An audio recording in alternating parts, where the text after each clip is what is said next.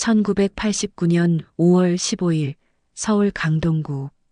따스한 봄 햇살이 아파트 단지를 비추던 평범한 월요일 아침이었습니다. 하지만 그날 이후 한 가족의 삶은 영원히 바뀌게 되었습니다. 초등학교 3학년 현민, 당시 9살 소년이 흔적도 없이 사라진 것입니다. 운명은 이미 그 가족을 시험하고 있었습니다. 1988년 겨울, 현민의 아버지가 갑작스런 교통사고로 세상을 떠났습니다. 32살의 젊은 나이에 남편을 잃은 어머니는 깊은 절망에 빠졌습니다. 남편의 장례를 치르고 난 후 그녀는 심각한 우울증에 시달리기 시작했습니다. 밤마다 악몽에 시달렸고 낮에는 멍하니 앉아 있기만 했습니다. 어머니의 상태는 날로 악화되었습니다. 9살 현민이 엄마 밥 먹어요라고 말해도 반응하지 않는 날들이 많아졌습니다. 학교 준비물을 챙겨주지 못하는 일이 잦아졌고 때로는 현민이 혼자서 라면을 끓여 먹어야 하는 날도 있었습니다. 이런 상황을 지켜본 이웃들과 친척들이 걱정하기 시작했습니다. 마침내 어머니의 언니인 이모가 나섰습니다. 이모는 부천에서 작은 가게를 운영하며 두 아이를 키우고 있었습니다. 경제적으로는 넉넉하지 않았지만 조카 현민을 그냥 둘 수 없었습니다. 언니가 치료받는 동안만이라도 현민이를 우리가 돌봐야죠. 아이가 너무 어려서 어른 없이는 안 돼요. 1989년 5월 어머니는 정신과 치료를 받기 위해 입원하기로 결정했습니다. 현민은 임시로 이모네 집에서 지내게 되었습니다. 어머니는 현민의 손을 꼭 잡고 말했습니다. 현민아, 엄마가 아픈 걸 고치고 금방 데리러 올게. 이모네에서 착하게 지내야 해, 알았지? 현민은 고개를 끄덕였지만 왜인지 불안한 마음이 들었습니다. 엄마의 눈빛이 예전 같지 않았기 때문입니다. 하지만 9살 아이가 어른들의 복잡한 사정을 다 이해할 수는 없었습니다. 이모의 집은 부천의 오래된 다세대 주택이었습니다. 좁은 공간에 이모 가족 4명과 현민까지 5명이 함께 살게 되었습니다. 이모는 현민을 친자식처럼 돌봤지만 갑작스럽게 늘어난 가족 구성원으로 인한 부담감도 컸습니다. 5월 15일 아침, 평소와 다를 바 없는 하루가 시작되었습니다. 이모는 새벽부터 일어나 가족들의 아침 준비를 했습니다. 현민은 이모네 둘째와 함께 근처 초등학교로 등교했습니다. 다녀오겠습니다라는 현민의 밝은 인사소리가 집안에 울렸습니다. 그것이 현민의 마지막 인사였습니다. 오후 3시 학교가 끝나는 시간이었습니다. 이모는 평소처럼 아이들이 집에 돌아오기를 기다렸습니다. 둘째는 시간에 맞춰 집에 도착했지만 현민은 보이지 않았습니다. 처음에는 친구들과 놀다가 늦는 것이라 생각했습니다. 하지만 오후 6시가 되어도 저녁 8시가 되어도 현민은 나타나지 않았습니다. 현민이 어디 갔지? 평소에는 이렇게 늦지 않는데. 이모는 현민의 반 친구들 집을 하나하나 전화해 봤습니다. 하지만 아무도 현민을 본 사람이 없었습니다. 담임 선생님께 연락해 보니 현민은 정상적으로 하교했다고 했습니다. 오후 3시경 교문을 나서는 것까지는 여러 사람이 목격했습니다. 밤 10시가 되자 이모는 더 이상 기다릴 수 없었습니다. 남편과 함께 동네 곳곳을 뒤졌습니다. 놀이터, 상가, 학교 주변, 심지어 근처 공사장까지 샅샅이 찾아다녔습니다. 하지만 현민의 흔적은 어디에도 없었습니다. 다음 날 새벽 이모는 부천시 원미경찰서에 실종 신고를 했습니다. 하지만 1989년 당시의 수사 환경은 지금과는 비교할 수 없을 정도로 열악했습니다. CCTV가 거의 없었고 휴대폰도 보급되지 않았던 시대였습니다. 오직 목격자의 증언에만 의존할 수밖에 없었습니다. 경찰은 현민의 사진이 담긴 실종자 전단지를 제작했습니다. 실종아동을 찾습니다라는 제목 아래 현민의 웃는 얼굴이 인쇄되었습니다. 키 130cm, 체중 28kg, 까만 머리에 이마가 넓은 아이. 실종 당일 흰색 반팔 티셔츠와 청바지를 입고 있었다는 내용이 적혀 있었습니다. 이모와 이모부는 매일 새벽부터 밤늦게까지 전단지를 붙이고 다녔습니다. 지하철역, 버스 정류장, 상가, 학교 앞. 사람들의 눈에 띄는 곳이라면 어디든 전단지를 붙였습니다. 며칠 뒤에는 바람에 찢어지고 비에 젖은 전단지들이 곳곳에 널려 있었지만 현민에 대한 목격 정보는 들려오지 않았습니다. 실종 일주일 후 이모는 언니에게 현민의 실종 사실을 알렸습니다. 병원에 입원 중이던 언니는 그 소식을 듣고 실신했습니다. 남편에 이어 아들까지 잃을지도 모른다는 공포가 그녀를 덮쳤습니다. 우리 현민이가 어디로 간 거예요? 제발, 제발 찾아주세요. 어머니는 치료를 중단하고 퇴원했습니다. 아들을 찾기 위해서였습니다. 하지만 이미 일주일이라는 소중한 시간이 지나버린 후였습니다. 실종 초기의 골든타임은 이미 지나간 상태였습니다. 경찰 수사는 한 달간 계속되었지만 별다른 성과가 없었습니다. 유괴의 흔적도 사고의 증거도 찾을 수 없었습니다. 현민은 마치 공기 속으로 사라진 것처럼 어떤 흔적도 남기지 않았습니다. 결국 사건은 미제 사건으로 분류되었고 관련 서류들은 창고 깊숙한 곳에 보관되었습니다. 시간은 무정하게 흘러갔습니다. 1989년이 지나고 1990년이 왔습니다. 현민이 실종된 지 1년. 사람들은 하나둘씩 현민을 잊어갔지만 가족들의 마음속에서 현민은 여전히 살아 있었습니다. 어머니는 매일 아침 현민의 방에 들어가 이불을 정리했습니다. 9살 때 입던 옷들, 좋아하던 장난감들, 반 친구들과 찍은 사진들, 모든 것이 그대로 보존되어 있었습니다. 주변 사람들이 이제 현실을 받아들여야 한다고 조언했지만 어머니는 절대 포기하지 않았습니다. 우리 현민이는 어디선가 살아있어요. 엄마가 느낄 수 있어요. 언젠가는 꼭 돌아올 거예요. 이모 역시 죄책감에 시달렸습니다. 자신이 현민을 제대로 돌보지 못해서 이런 일이 일어났다고 자책했습니다. 매일 밤 잠들기 전에 그날 아침의 일을 되짚어봤습니다. 혹시 자신이 놓친 신호가 있었을까? 다르게 행동했다면 현민을 지킬 수 있었을까? 그런 생각들이 그녀를 괴롭혔습니다. 5년이 지났습니다. 현민이 살아있다면 이제 중학생이 되었을 나이였습니다.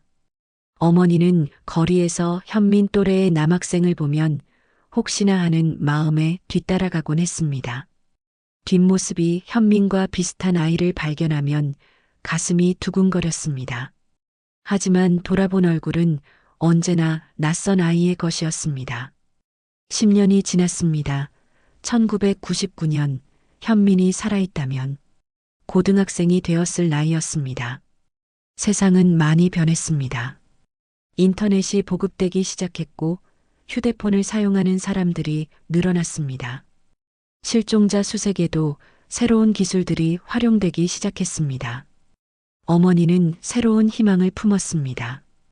인터넷에 현민의 사진을 올리고 실종자 찾기 카페에 가입했습니다. 전국의 비슷한 처지의 가족들과 정보를 공유했습니다. 때로는 현민과 비슷한 아이를 봤다는 제보가 들어오기도 했습니다. 그럴 때마다 어머니는 어디든 달려갔습니다. 부산에서도 대구에서도 심지어 제주도까지도 갔습니다. 하지만 결과는 언제나 실망이었습니다. 15년이 지났습니다. 2004년 현민이 살아있다면 24살의 청년이 되었을 나이였습니다. 어머니는 이제 50대 중반이 되었습니다. 세월의 무게가 그녀의 얼굴에 깊이 새겨져 있었지만 아들을 기다리는 마음만큼은 변하지 않았습니다. TV에서 실종자 찾기 프로그램들이 인기를 끌기 시작했습니다. 어머니는 여러 프로그램에 출연해서 현민을 찾아달라고 호소했습니다. 방송 후에는 수많은 제보 전화가 걸려왔지만 대부분 착각이거나 잘못된 정보였습니다. 15년을 기다렸어요. 사람들은 이제 포기하라고 해요. 하지만 전 포기할 수 없어요. 현민이가 어디선가 저를 찾고 있을 거예요. 20년이 지났습니다. 2009년 현민이 살아있다면 29살이 되었을 나이였습니다. 결혼을 했을 수도 있고 자신만의 가정을 꾸렸을지도 모를 나이였습니다. 어머니는 현민의 결혼식을 상상해 보곤 했습니다. 며느리는 어떤 사람일까? 손자는 현민을 닮았을까? 그런 상상들이 외로운 어머니의 마음을 달래주었습니다. 이모와 어머니의 관계는 점점 소원해졌습니다. 서로를 원망하지는 않았지만 만날 때마다 그날의 기억이 되살아나는 것이 괴로웠습니다. 이모는 평생 현민에게 미안하다는 마음을 품고 살았습니다. 어머니 역시 이모를 탓하지 않았지만 만남 자체가 아픈 기억을 불러일으키는 것을 피할 수 없었습니다. 25년이 지났습니다. 2014년 현민이 살아있다면 34살이 되었을 나이였습니다.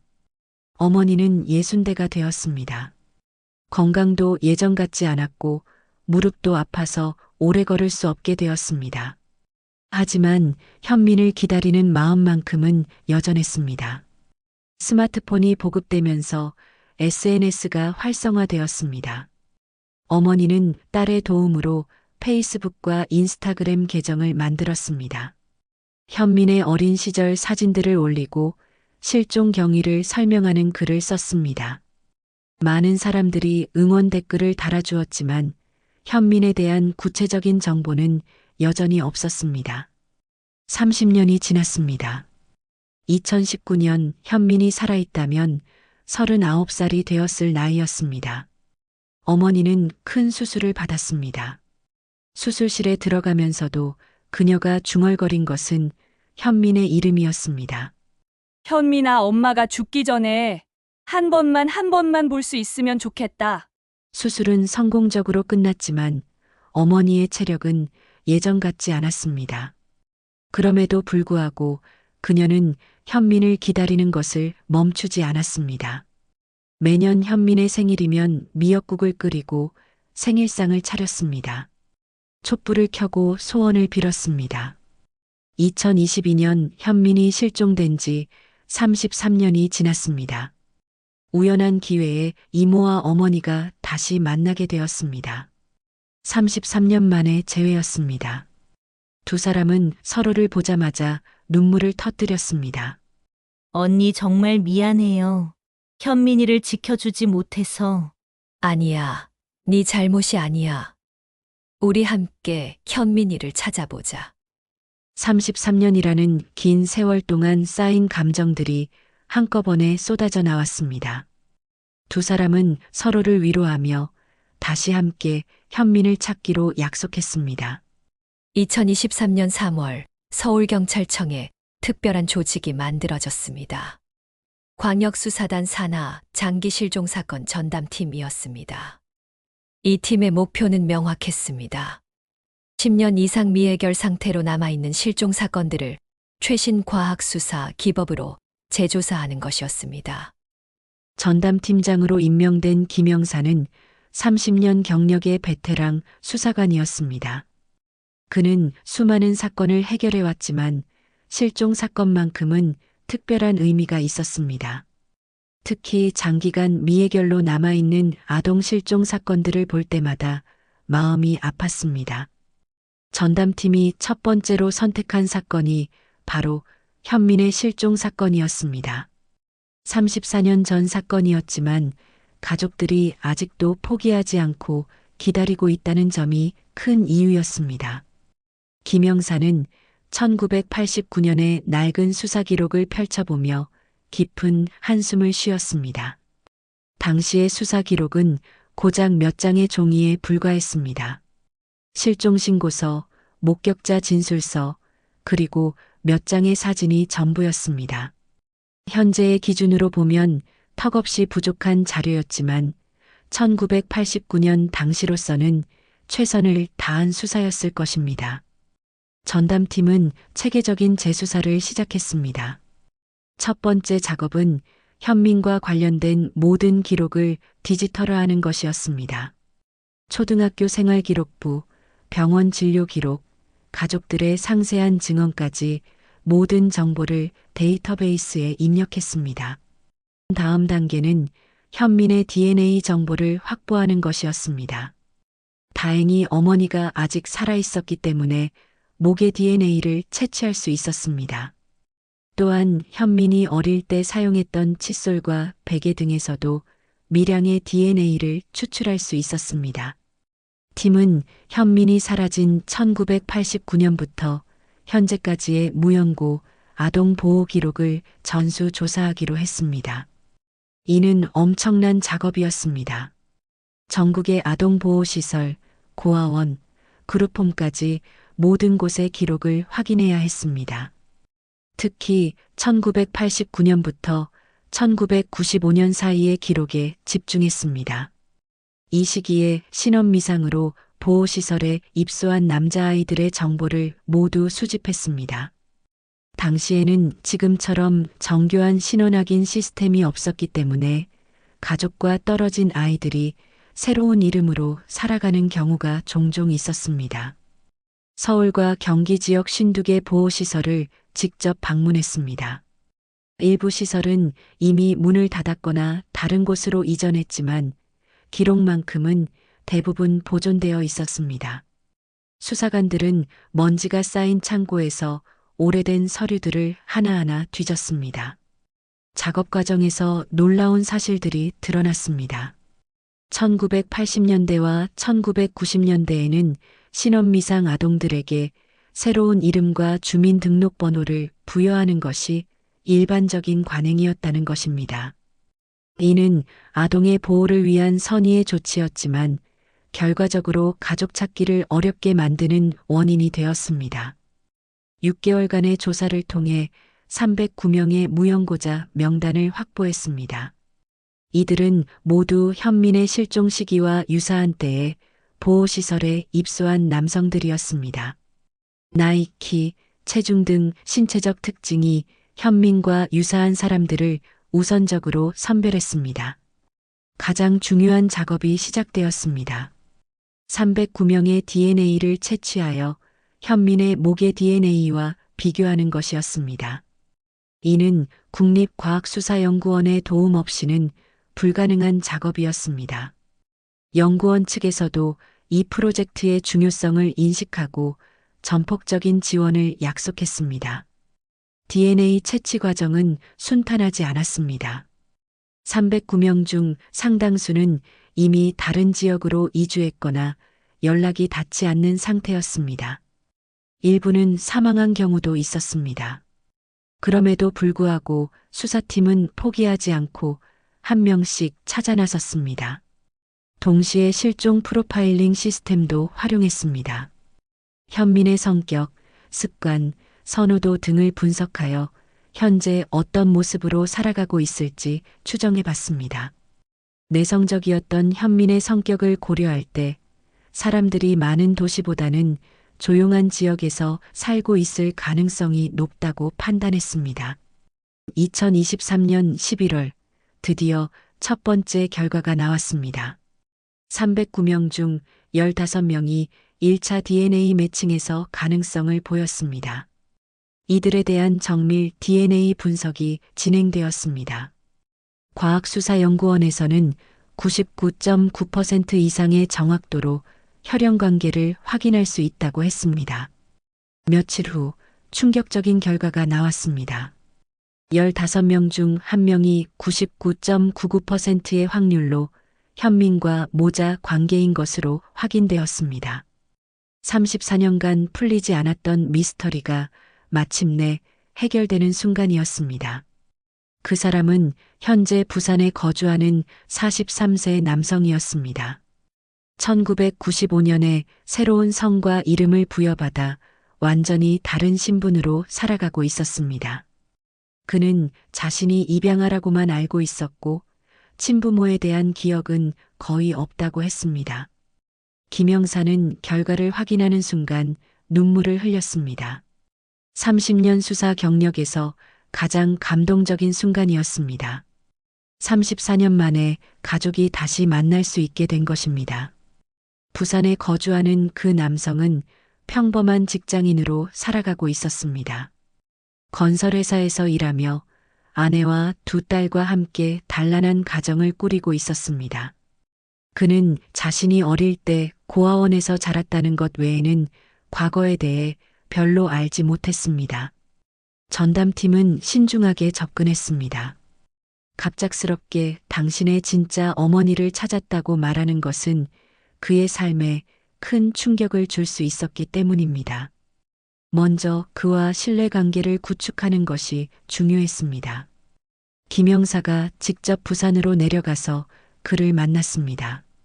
처음에는 경찰이 자신을 찾아온 이유를 이해하지 못했습니다. 자신이 무슨 잘못을 했는지 걱정하기도 했습니다.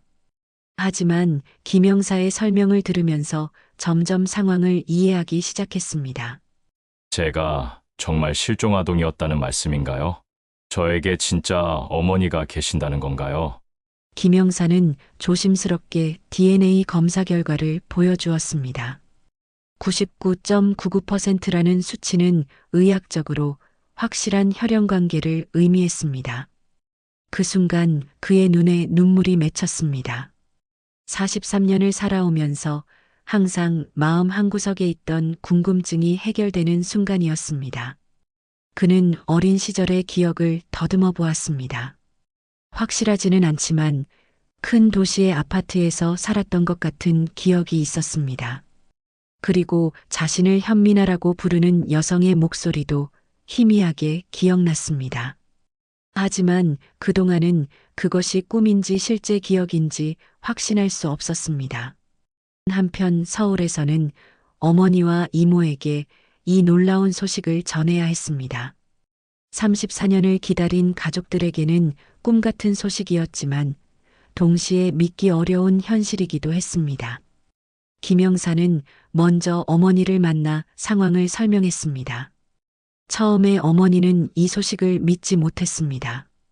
너무 오랫동안 기다려왔던 일이 갑자기 현실이 되었다는 것이 믿어지지 않았습니다. 정말 우리 현민이를 찾으신 거예요? 꿈이 아닌 거죠. 34년을 기다렸는데. 김영사는 DNA 검사 결과와 함께 부산에서 찍은 그의 최근 사진을 보여주었습니다. 43세가 된 현민의 모습이었습니다. 어머니는 사진을 보는 순간 한눈에 알아보았습니다. 얼굴형과 눈매가 어릴 때와 똑같았습니다. 맞아요. 우리 현민이 맞아요. 이 눈을 어떻게 잊을 수 있겠어요? 이모에게도 소식이 전해졌습니다. 34년간 마음속에 짊어지고 살았던 죄책감이 한순간에 사라지는 느낌이었습니다. 현민이 살아있었고 이제 가족의 품으로 돌아올 수 있게 되었다는 사실에 감격했습니다. 정말 감사해요. 현민이가 살아있었다니. 34년 동안 미안하다고 말하고 싶었는데 이제 직접 말할 수 있겠네요. 하지만 해결해야 할 문제들이 있었습니다. 현민은 이미 부산에서 자신의 가정을 꾸리고 있었습니다. 아내와 두 딸이 있었고 회사에서의 생활도 있었습니다. 갑작스럽게 친가족을 만나는 것이 그의 현재 삶에 어떤 영향을 미칠지 예측하기 어려웠습니다. 전담팀은 신중하게 첫 만남을 주선하기로 했습니다. 중립적인 장소에서 부담 없는 분위기에서 가족들이 만날 수 있도록 배려했습니다. 서울과 부산의 중간 지점인 대전의 한 호텔 라운지가 만남의 장소로 선정되었습니다. 2024년 2월 14일 밸런타인데이였습니다. 우연의 일치였지만 가족 간의 사랑을 확인하는 날로는 더없이 적절한 날이었습니다. 어머니는 새벽부터 준비를 시작했습니다.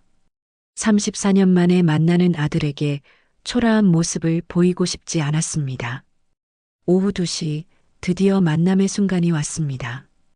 호텔 라운지에 들어선 현민을 보는 순간 어머니는 숨이 멎는 듯 했습니다. 43세의 중년 남성이 되어 있었지만 그 눈빛만큼은 9살 때와 똑같았습니다. 현민아, 우리 현민이 맞지? 엄마야, 엄마가 왔어. 현민 역시 감격했습니다. 평생 궁금해했던 자신의 뿌리, 자신을 낳아준 어머니를 마침내 만나게 된 것입니다. 두 사람은 말없이 서로를 껴안았습니다. 34년간 쌓인 그리움이 한순간에 터져나왔습니다. 어머니 정말 제 어머니신가요? 저를 많이 찾으셨죠? 죄송해요. 너무 늦었어요. 이모도 조심스럽게 다가왔습니다. 9살이었던 조카는 이제 자신보다도 훨씬 큰 어른이 되어 있었습니다. 34년간 가슴속에 품고 있던 미안함을 드디어 전할 수 있게 되었습니다. 현민아, 이모야 미안해. 정말 미안해. 너를 지켜주지 못해서. 이모, 괜찮아요. 이모 잘못이 아니에요. 오히려 그때 일이 있었기 때문에 지금 이렇게 만날 수 있었던 거예요. 놀라운 것은 현민의 성격이었습니다. 34년간 가족과 떨어져 살았던 것에 대해 전혀 원망하지 않았습니다. 오히려 모든 일에는 이유가 있다며 지금까지의 삶에 감사하다고 했습니다. 첫 만남은 3시간 넘게 이어졌습니다. 34년간 하지 못했던 모든 대화를 한꺼번에 쏟아내는 것 같았습니다. 어머니는 현민의 어린 시절 이야기를 들려주었고, 현민은 보호시설에서의 생활과 지금의 가족에 대해 자세히 설명했습니다. 어머니, 저 결혼했어요. 아내와 2딸이 있고요. 가족들에게도 이 이야기를 했는데 모두 어머니를 만나보고 싶어 해요. 어머니의 얼굴이 환해졌습니다. 아들을 다시 찾은 것도 기적인데 이제 며느리와 손녀들까지 만날 수 있다니 이보다 더 큰 선물이 어디 있을까요? 첫 만남이 끝난 후 가족들은 정기적으로 만나기로 약속했습니다. 34년의 공백을 하루아침에 메울 수는 없지만 이제 시간은 충분했습니다. 서로에 대해 알아가고 진정한 가족이 되어가는 시간을 가질 수 있게 되었습니다. 일주일 후 현민의 가족들과의 첫 만남이 있었습니다. 부산에서 올라온 현민의 아내와 2딸을 처음 만나는 자리였습니다. 며느리는 시어머니를 처음 만나는 것이었고 11살과 9살의 손녀들은 할머니의 존재를 그날 처음 알게 되었습니다. 할머니, 아빠가 어릴 때는 어떤 아이였어요? 저희랑 비슷했나요? 아빠는 정말 착한 아이였단다. 엄마 말도 잘 듣고. 웃는 게 예뻤어. 너희들처럼 말이야. 어머니는 손녀들을 보며 34년 전 어린 현민의 모습을 떠올렸습니다. 특히 첫째 손녀의 눈매가 어린 현민과 너무나 닮아 있었습니다. 혈연의 신비로움을 새삼 느끼는 순간이었습니다. 며느리 역시 갑작스럽게 나타난 시어머니를 따뜻하게 맞이했습니다. 남편이 평생 찾고 싶어 했던 친어머니를 만나게 되어 기뻤다고 했습니다. 앞으로 자주 만나서 가족의 정을 나누고 싶다는 의사를 표현했습니다. 2024년 5월 현민이 실종된 지 정확히 35년이 되는 날이었습니다. 가족들은 처음으로 함께 현민의 아버지 산소를 찾았습니다. 35년 만에 아들이 아버지를 뵙는 순간이었습니다. 산소 앞에서 현민은 깊이 절을 올렸습니다. 기억나지 않는 아버지였지만 자신을 낳아주신 분에 대한 예를 갖추고 싶었습니다. 어머니는 남편의 묘비 앞에서 말했습니다. 여보, 우리 현민이 돌아왔어요. 35년을 기다렸는데 드디어 찾았어요. 이제 마음 놓으셔도 돼요. 그 순간 바람이 불어와 벚꽃잎들이 하늘하늘 날아다녔습니다. 마치 아버지가 아들의 귀환을 축복하는 것 같았습니다. 온 가족이 함께 눈물을 흘렸습니다. 여름이 되어 어머니의 건강이 좋아졌습니다. 아들을 다시 만난 기쁨 때문인지 오랫동안 앓던 무릎도 덜 아프다고 했습니다.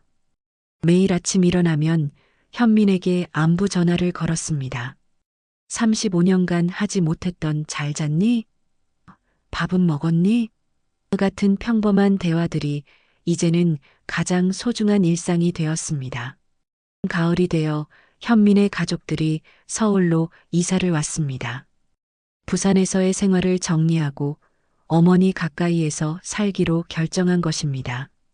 회사도 서울지사로 옮길 수 있었고 아이들도 새로운 환경에 잘 적응했습니다. 이제 어머니는 매주 손녀들과 시간을 보낼 수 있게 되었습니다. 35년간 하지 못했던 할머니 역할을 하게 된 것입니다.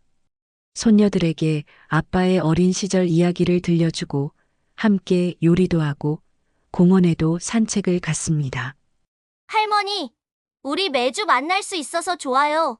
할머니가 해주시는 음식이 제일 맛있어요. 어머니는 손녀의 말을 들으며 행복했습니다. 이런 평범한 일상이 얼마나 소중한 것인지 새삼 깨달았습니다. 35년을 기다렸기 때문에 더욱 감사할 수 있었습니다. 겨울이 되어 현민의 43번째 생일이 왔습니다. 35년 만에 처음으로 친어머니가 직접 생일상을 차려주었습니다. 미역국과 현민이 어릴 때 좋아했던 음식들로 가득한 생일상이었습니다.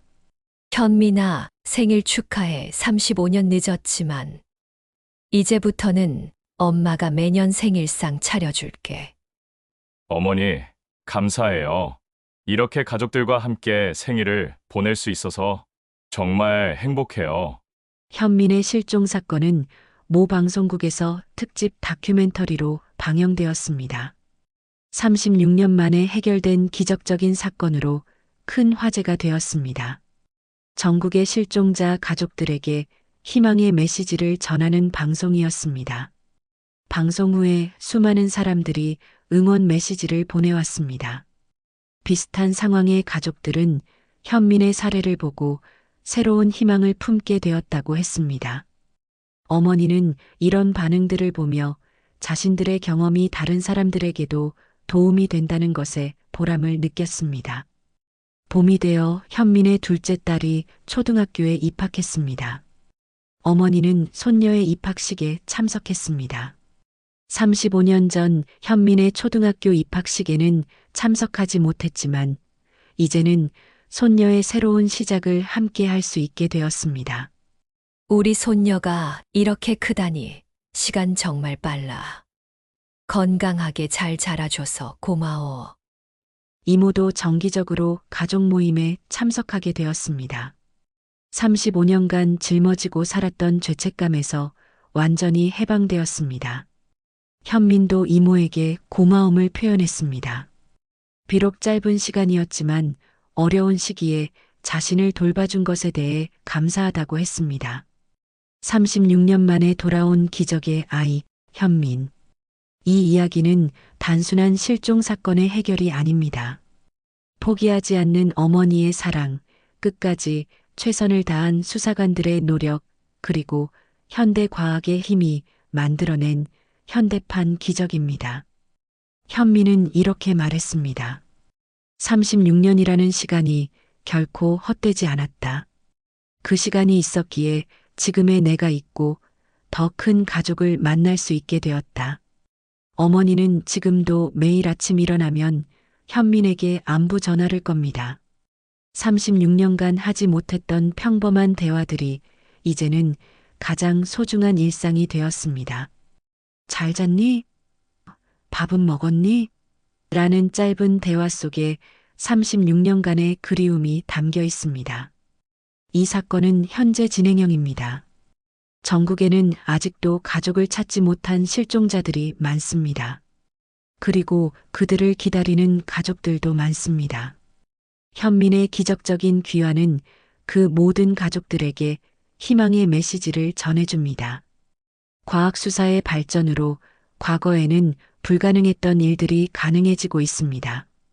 DNA 분석, 디지털 포렌식, 빅데이터 분석 등 최신 기술들이 오래된 미제 사건들을 하나씩 해결해 나가고 있습니다. 현민의 사례는 그 시작에 불과합니다. 포기하지 마세요. 기적은 반드시 일어납니다. 시간이 오래 걸릴 수도 있고 예상과 다른 방식일 수도 있지만 진심으로 기다리고 찾는다면 반드시 만날 수 있습니다. 현민과 가족들의 이야기는 우리에게 많은 것을 생각하게 합니다. 가족의 소중함, 포기하지 않는 믿음의 힘, 그리고 과학기술이 가져다주는 희망에 대해서 말입니다. 36년 만의 재회, 그 감동은 지금도 계속되고 있습니다. 매일 아침 어머니와 현민이 나누는 안부 인사 속에서, 손녀들과 할머니가 함께 보내는 시간 속에서, 그리고 온 가족이 모여 나누는 따뜻한 저녁 식사 속에서 기적은 계속되고 있습니다. 이것이 바로 가족이라는 기적입니다. 시간과 공간을 뛰어넘어 서로를 찾아가는 사랑의 힘, 그것이야말로 인간이 만들어낸 가장 아름다운 기적이 아닐까요?